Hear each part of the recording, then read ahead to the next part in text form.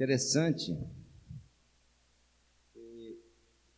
Às vezes a gente escuta algumas coisas, né? Algumas coisas que estão parecendo que está virando moda, né? Eu não preciso estar na igreja, não preciso ir à igreja para ser a igreja. Mas aí Davi vai dizer assim: alegrei-me quando me disseram, vamos à casa do Senhor. É uma alegria estar em comunhão. É uma alegria poder louvar, exaltar e bendizer ao nome do Senhor.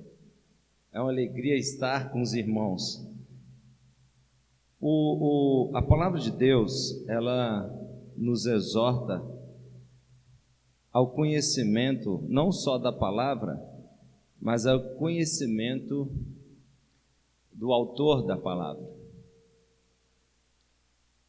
Existem perguntas muito interessantes que às vezes as pessoas fazem, mas existe uma pergunta que geralmente as pessoas fazem muito: qual o sentido da vida? Às vezes as pessoas, os filósofos já perguntavam isso: qual o sentido da vida? E um aluno me perguntou isso há um mês atrás. Ele falou assim: professor, qual que é o sentido da vida? Eu tenho o privilégio de trabalhar na Escola Batista e no Colégio João Calvino, ali em Fabriciano. E eu disse para esse aluno assim: olha, o sentido da vida é Jesus. E eu tracei no quadro uma trajetória daquilo que Jesus representa na minha vida. A palavra de Deus convida os irmãos a abrirem a palavra de Deus na carta de Paulo aos Colossenses, capítulo 3, verso 11. Paulo, quando escreve aos Colossenses, a igreja em Colossos, capítulo 3, verso de número 11.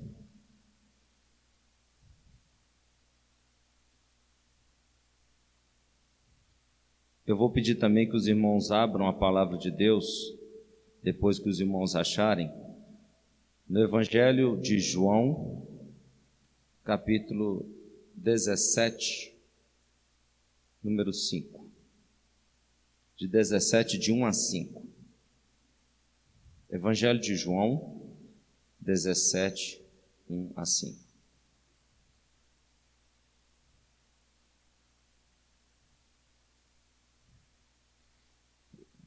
Lá em Colossos, capítulo 3, Colossenses, capítulo 3, verso 11, Paulo escreve assim: aqui não pode haver mais grego, judeu, circuncisão e incircuncisão, bárbaro, cita, escravo, livre, mas Cristo é tudo e está em todos. Evangelho de João, capítulo 17, verso 5 diz assim: e agora, ó Pai, glorifica-me contigo, mesmo com a glória que eu tive junto de ti, antes que houvesse mundo.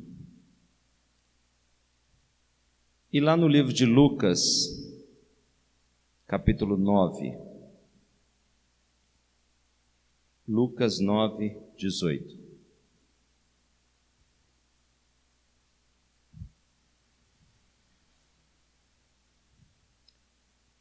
Lucas 9, 18 diz assim: e aconteceu que, enquanto Jesus estava orando em particular, achavam-se presentes os discípulos, a quem perguntou: quem as multidões dizem que eu sou? Eles responderam: uns dizem que é João Batista, outros dizem que é Elias, e ainda outros dizem que é um dos antigos profetas que ressuscitou. Então Jesus perguntou: e vocês, quem dizeis que eu sou? Meus irmãos, é muito interessante que a figura de Jesus Cristo, ela incomoda ou no aspecto positivo ou no aspecto negativo a sociedade. As pessoas se incomodam tanto com Jesus, mas tanto com Jesus, que querem nos convencer a não seguir Jesus. Quando eu me converti em maio de 1983, acho que o Ricardo não era nascido, né, Ricardo? Você não é nascido, não? Você não tem 39 anos, não tem, não? Tem, não. Deve ter uns 25, né? 33, errei pouco, né? As pessoas, os meus familiares, os meus avós, eles tentaram me convencer a não seguir Cristo. E uma bicicleta em 1983 era algo muito tentador para um menino de 11 anos, porque ninguém tinha. Ninguém tinha bicicleta. Não sei se aqui em Timóteo, um garoto de 11 anos tinha uma bicicleta com muita facilidade, mas lá em Valadares não tinha. Na minha rua não, ninguém tinha. Eu seria o único da rua, imagina, o único da rua com a bicicleta, mas tinha uma condição, eu tinha que abandonar Cristo, eu teria que voltar à tradição religiosa e abandonar Cristo. Mas, para a glória de Deus, eu falei com meus avós assim: não, vó, não quero não, muito obrigado. O meu pai deixa eu ir à igreja. Aí minha avó apelou pelo meu pai foi, com muita sabedoria, disse assim: não, eu tenho que deixar o meu filho seguir aquilo que ele acredita, né? E meu pai também não era cristão, mas morreu cristão, glória a Deus. Meus irmãos, de modo que a figura de Jesus, ela divide a história, ela dividiu a história, antes de Cristo e depois de Cristo. Então, para muitos, Jesus foi apenas uma pessoa que dividiu a história, Jesus foi uma pessoa muito boa. E esse pensamento não é um pensamento novo a respeito de Jesus, ele é um pensamento muito antigo, a ponto de Jesus virar para os discípulos e dizer assim: o que é que as pessoas dizem ao meu respeito? Alguns falaram coisas boas, né? Comparar Jesus a João Batista, comparar Jesus aos profetas, até aí estava tudo certo, eram pessoas boas, homens que morreram por causa do compromisso deles com Deus. Mas Jesus perguntou, fez uma coisa muito interessante: e vocês? Porque uma coisa é você falar de quem você não conhece, né? Talvez alguém aqui saiba toda a história de uma pessoa que nunca conviveu, talvez pelos livros, a gente pode ler a biografia de uma pessoa, a gente pode ler a biografia de vários estadistas, mas você nunca conviveu com aquela pessoa. Você pode dizer onde ela nasceu, onde ela morreu, o que ela fez. Você pode falar, talvez, que você a conheceu, mas você não conviveu. E aqueles homens estavam convivendo com Cristo. A figura de Jesus é a figura central da palavra de Deus. Se nós fôssemos fazer uma enquete, né, se nós fôssemos, os adolescentes, né, gostam de, sabe o que é uma enquete? Se a gente fosse perguntar, se nós fôssemos perguntar para o Antigo Testamento, vamos lá no Antigo Testamento e vamos perguntar para o Antigo Testamento: e vós, Antigo Testamento, o que vós dizeis a respeito do Cristo? Talvez nós iríamos ouvir assim: olha, ele é a coluna de fogo no deserto, ele é a nuvem que preservou o povo no deserto, ele é o maná, ele é o maná que caiu do céu, ele é a própria rocha, ele é a água que brotou da rocha, ele é o caminho no deserto. Se nós continuássemos a perguntar para o Antigo Testamento, e se nós perguntássemos para o povo, se fôssemos perguntar para Miriam, Miriam responderia assim: ele foi aquele que nos fez passar de pé seco no Mar Vermelho.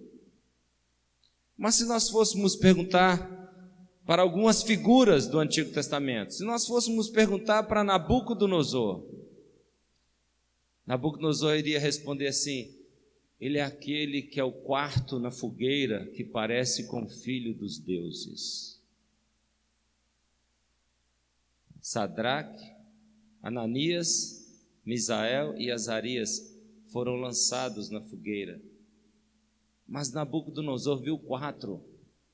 E o quarto ele registrou como sendo parecido, semelhante ao filho dos deuses. Mas se nós fôssemos perguntar para Isaías, o que você diz a respeito de Jesus? Ele vai dizer no capítulo 9 assim: porque o povo que andava em trevas viu uma grande luz. Essa era a nossa situação. E sobre os que andavam à sombra da morte resplandeceu a luz, porque um menino nos nasceu, um filho se nos deu, e o seu nome será maravilhoso, Deus forte, Conselheiro, Pai da eternidade, Príncipe da paz. Quantas pessoas estão precisando de paz e não têm por não saber quem é Jesus? Isaías vai dizer isso a respeito de Jesus. Mas e se nós fôssemos perguntar lá no Novo Testamento? Vamos perguntar para Isabel. Isabel foi prima de Maria. Maria, quando vai visitar Isabel, João Batista pula no ventre. Isabel diz assim: bem-aventurada és tu entre as mulheres, bem-aventurado é o fruto do teu ventre. A que me devo a honra de receber a mãe do meu Salvador?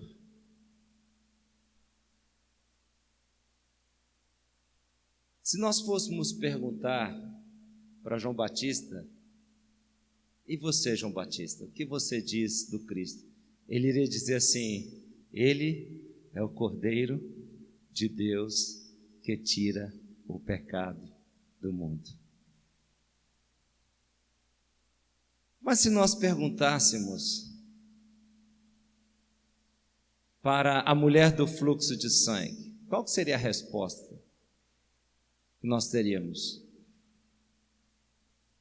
Mas vamos subir aos céus, vamos perguntar para Deus, o que Deus fala a respeito de Jesus? Deus vai dizer assim: este é o meu filho amado, a quem me comprazo. A ele ouvi. Meus irmãos, Jesus não é uma instituição religiosa. Jesus não é uma instituição religiosa. Jesus não é uma tradição religiosa. Jesus não é simplesmente uma pessoa legal, gente boa, que fez caridade, que distribuiu pão, que multiplicou. Mas se nós perguntássemos para os anjos que estão no céu, os anjos vão dizer assim: santo, santo, santo é o Senhor dos exércitos. E se perguntássemos para o Espírito Santo: e vós, Espírito Santo, que dizeis a respeito do Cristo?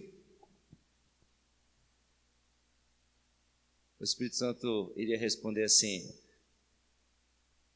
Ele é aquele a quem eu vim convencer o homem do pecado, do juízo e da justiça.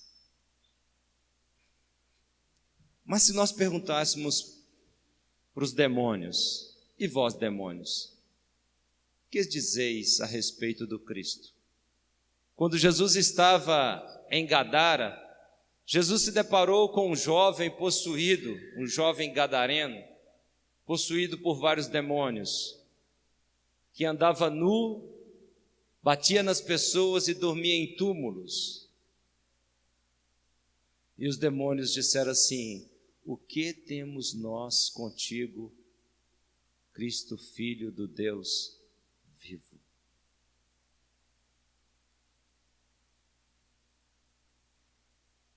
Filho do Deus vivo. O que temos nós contigo? Ainda não é chegada a nossa hora. É tão interessante, abrindo um parênteses aqui, que os demônios já anunciam ali o fim dos tempos. Há mais de 2000 anos atrás, os demônios já falam para Jesus: olha, ainda não é chegada a nossa hora. Vai chegar a hora que nós vamos ser destruídos, mas ainda não é chegado. Mas os demônios sabem quem é Jesus.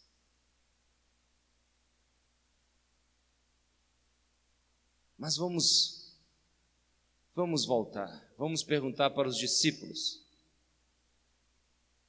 Pedro vai dizer assim: tu és o Cristo, o Filho do Deus vivo. Mas vamos perguntar para Paulo. Paulo vai dizer assim: Cristo, deixa eu te falar, o morrer é ganho, o viver é Cristo. Não é isso mesmo? Ele vai falar que a morte, ele vai preferir a morte. Por isso, meus irmãos, que as pessoas acham que crente é doido. Todo ser que vive, louve o nome do Senhor. Toda criatura se derrame aos seus pés. Ao som da sua voz, o universo se desfaz. Não há outro nome comparado ao grande eu sou. E mesmo sendo pó, com tudo que há em mim, confessarei. E foi isso que nós cantamos? E céus e terras passarão. Mas vamos perguntar para o cego. O cego que a multidão falou assim: olha, para de gritar, está incomodando.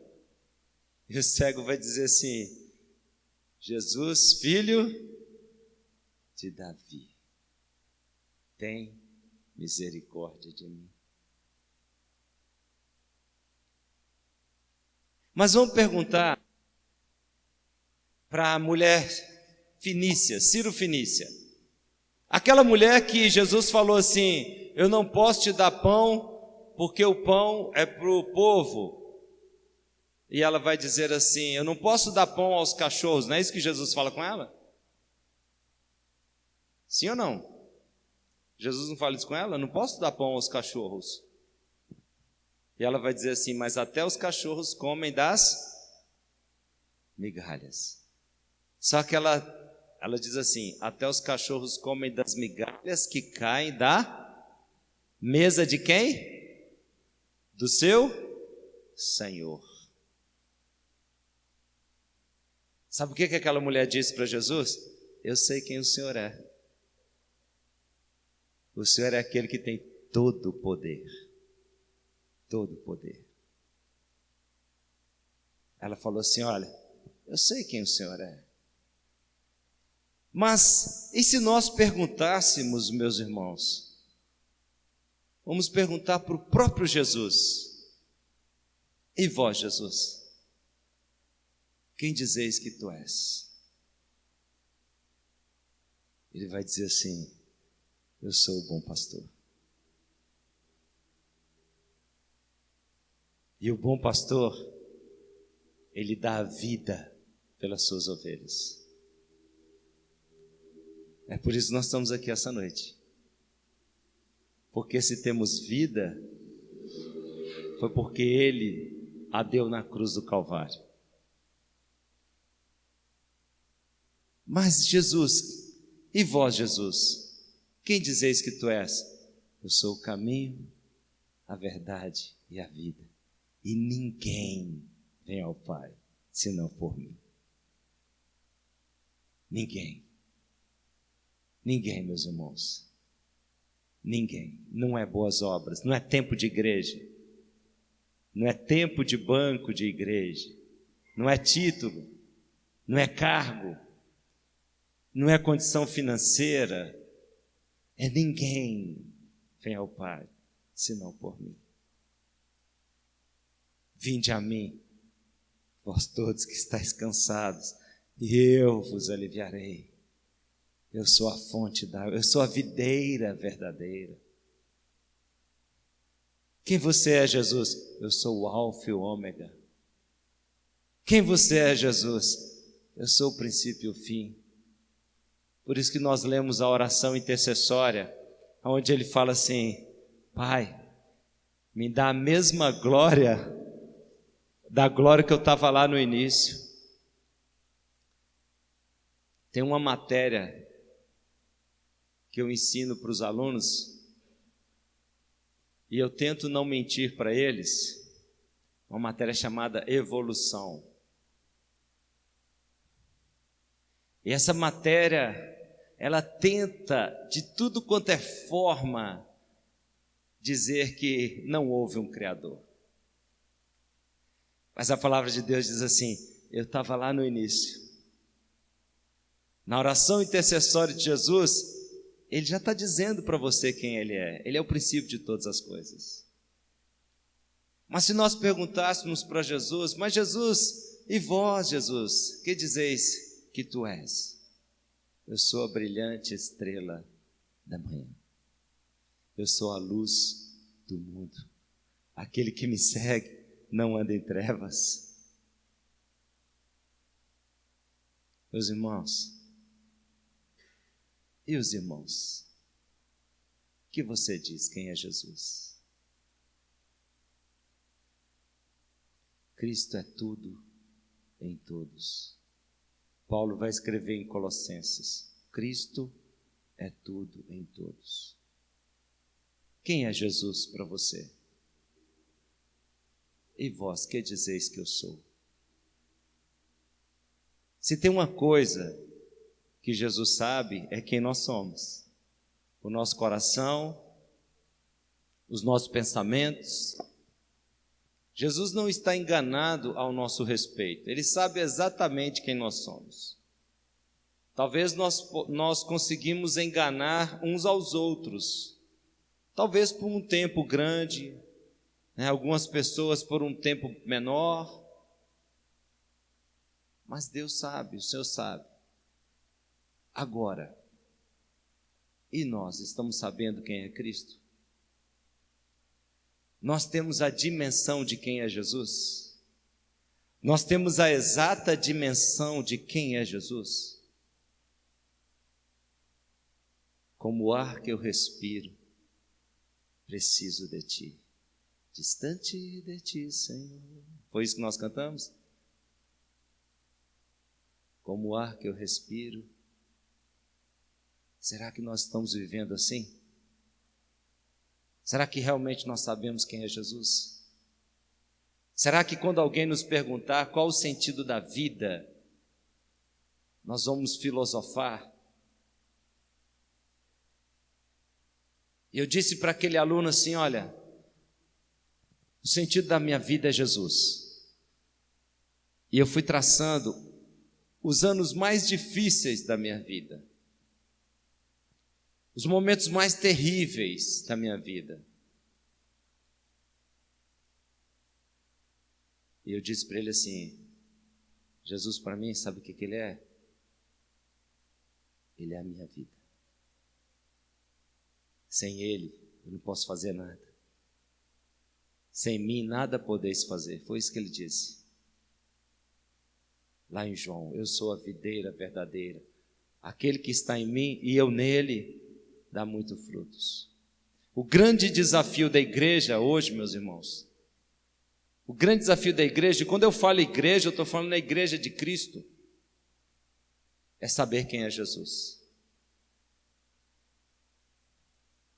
É ter a real dimensão de quem é Jesus. Jesus não é aquele que vai aceitar com os meus desejos e modos sem que haja uma mudança. Paulo nos alerta a respeito disso. Paulo vai dizer assim: tudo se fez novo, as coisas velhas se passaram. Às vezes as pessoas hoje falam assim: ô Marcos, a Bíblia não proíbe beber. Proíbe não. Mas qual que é o limite? Será que o entendimento de Jesus, saber quem é Jesus, a Bíblia não proíbe dançar, não proíbe não, mas qual tipo de música? A Bíblia não proíbe cantar música secular, não proíbe não, mas qual letra? Mas meus irmãos, hoje eu estava conversando com uma pessoa da minha família. Família a gente tem mais liberdade, né, pastor Isvaldo? Família a gente, como se diz, chega chutando a canela. Eu disse para ele assim: olha, você quer saber quando você vê que uma pessoa não está discernindo as coisas? É quando ela não está orando e nem lendo a Bíblia.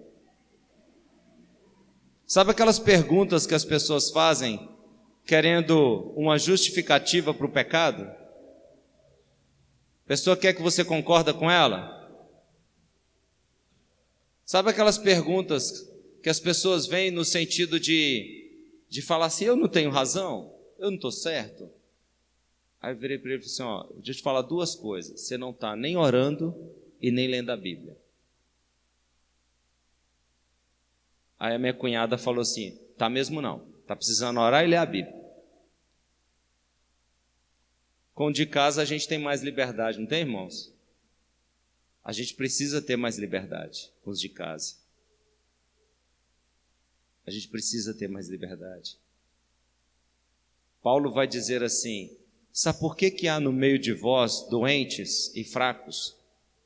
Lá quando Paulo vai descrever a ceia, o que Paulo fala? Há no meio de vós doentes e fracos, porque não estão discernindo o corpo. Se nós somos corpo, Cristo é o cabeça. Se nós somos corpo, nossa dependência é de Cristo. Nós temos um sistema nervoso chamado sistema nervoso autônomo. Ele age por conta própria. Ele controla a sua respiração, controla o seu batimento cardíaco, controla todos os seus órgãos. Se você falar assim: vou parar de respirar, não consegue. Porque ele age por conta própria. Porque ele está lá no seu cérebro. Lá no seu cérebro. Se nós entendemos que a igreja é corpo de Cristo, se nós sabemos quem é Jesus, nós precisamos aprender a viver uma coisa chamada dependência. Dependência. O grande segredo de Davi, e eu vou encerrar a mensagem, é se nós fôssemos perguntar para Davi: e você, Davi? O que você fala a respeito de Cristo? Ele vai dizer assim: o Senhor é o meu pastor e nada me faltará. Deitar-me faz em pastos verdejantes e guia-me mansamente às águas tranquilas por amor do teu nome. Ainda que eu ande pelo vale da sombra da morte, a tua vara e o teu cajado me consolam. Preparas perante mim uma mesa na presença dos meus adversários e o meu cálice transporta. Quem é Jesus? Meus irmãos, Jesus não é simplesmente um estilo de ser crente. Não. Cristo é tudo em todos. Em Apocalipse, ele diz assim: eis que estou à porta e bato. No finalzinho da carta de Laodiceia. Pastor Isvaldo, pode subir, pastor, para o senhor? Pode subir, pode ficar à vontade. No finalzinho da carta de Laodiceia, ele vai dizer assim: eis que estou à porta e bato. Se você abrir, eu vou entrar e vou cear com você, e você vai cear comigo. A nossa maior alegria, meus irmãos, é a presença de Cristo nas nossas vidas. A nossa maior felicidade é Cristo. Podemos conquistar várias coisas com a força dos nossos braços, com a nossa capacidade intelectual. E Deus nos permite ter tantas coisas. Mas se nós não soubermos quem é Jesus, nós vamos ter uma vida muito, muito, muito miserável. Mesmo dentro de uma igreja, se nós não soubermos que Ele é o início de todas as coisas, que tudo se formou pela Sua palavra. Ele vai dizer isso: eu estava no início de todas as coisas. Eu e meu Pai somos um só. Se nós não soubermos que Ele tem o poder para mudar a nossa história, a história da nossa casa, se nós não entendermos e não vivermos nessa dependência. Tem alguns irmãos aqui que eu estou vendo pela primeira vez, não conheço os irmãos, mas se nós não entendermos que Ele pode mudar a história da nossa vida, da nossa casa, como Ele mudou a história de todas essas pessoas. Porque se nós perguntássemos para aquela mulher, Ciro-Fenícia, sabe qual que era o problema dela? O problema dela é que a filha estava com demônios em casa. Eu espero não viver isso. Em nome de Jesus. Eu espero também que os irmãos não vivam isso. Ter uma filha com demônios em casa.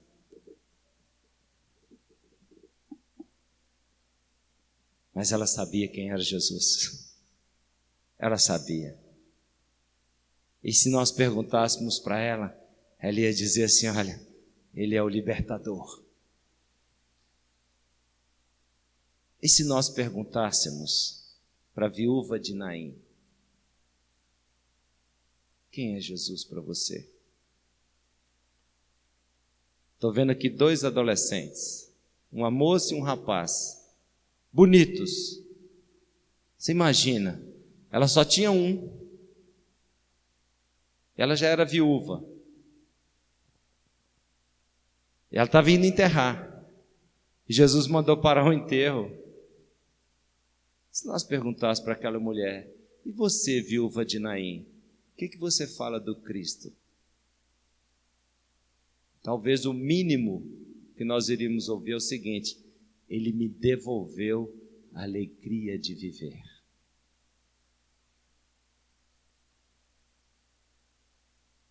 Quero convidar a igreja a estar de pé e quero encerrar dizendo o seguinte: a minha mãe sempre orava, minha mãe orava, ela ainda está viva, pedindo para morrer primeiro que os filhos.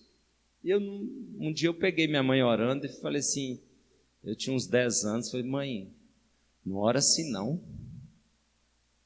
Ela falou assim: quando você tiver filho, você vai entender.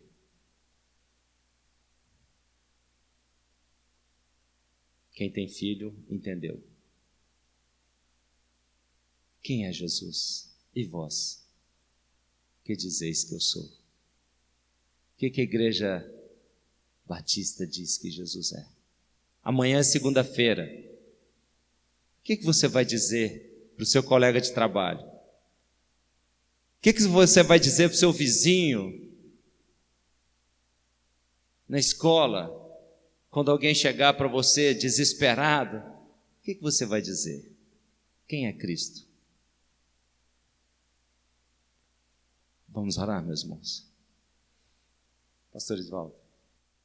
Vamos aproveitar, irmãos, esse momento, essa palavra, agradecendo primeiro ao nosso irmão aqui, Marcos, atendeu o nosso pedido, Deus abençoe, noite abençoando, né, poderosamente. Vamos aproveitar esse momento, vamos colocar a nossa vida no altar do Senhor. Em primeiro lugar, você agradecer a Deus, você veio aqui essa noite, Deus te deu esse privilégio, essa oportunidade de ouvir, de ser desafiado a uma vida de dependência de Deus e clamar ao Senhor para que a sua vida faça diferença na vida de alguém, como você ouviu essa noite aqui, para que a vida de Cristo que está em você, as pessoas percebam essa diferença.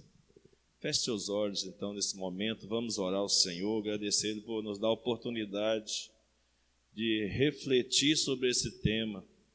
O que nós temos falado de Jesus e o que as pessoas têm visto de Jesus em nossas vidas, é um momento significativo para nós pensarmos sobre isso essa noite.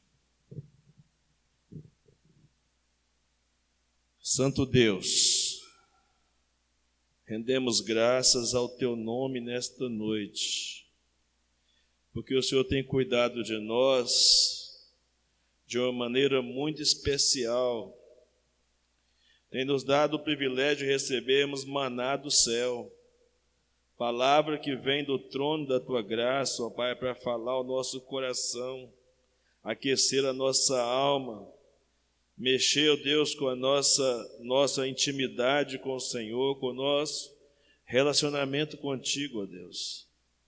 E por isso nós te pedimos nessa noite que nenhuma palavra do que o Senhor trouxe a nós essa noite tenha se tornado ou venha se tornar em vão, mas que saiamos essa noite de alguma forma incomodados, porque as pessoas não têm visto Jesus em nós, ou porque as pessoas não têm ouvido falar de Jesus ou de quem é Jesus para nós, e por isso elas não vão poder saber quem será Jesus para elas. Ó Deus, tem misericórdia de nós, em nome de Jesus, para que as nossas vidas, nessa semana, possam fazer diferença na vida de outras pessoas, ó Pai. Aqueles irmãos que não vieram hoje à noite aqui, por alguma razão, que nós não sabemos qual, mas Tu sabes, mas que cada um de nós aqui essa noite sejamos incomodados em procurar os irmãos, em amar esses irmãos, em despertá-los para a fé, despertá-los para a vida comunitária, para a vida igrejeira.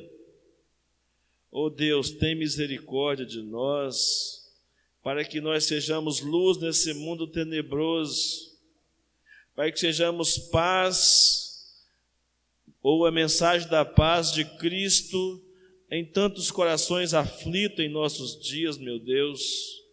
Em nome de Jesus, derrama em nós, ó Deus, um avivamento, um despertamento, que nos incomode, que não fiquemos parados, que nós não fiquemos, ó Deus, sem fazer a Tua obra, sem ministrar a Tua palavra, sem dar testemunho da verdade e sem demonstrar os Teus feitos em nossas vidas, ó Pai.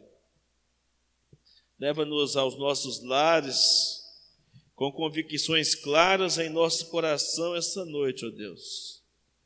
Com convicções de que nós não podemos ser os mesmos, que todo dia precisamos ter uma experiência com o Senhor, ter um relacionamento pessoal, íntimo, direto contigo, de modo que a nossa fala, o nosso sentimento, as nossas emoções, a nossa conduta seja diferente, transformada e transformadora, aonde quer que chegarmos.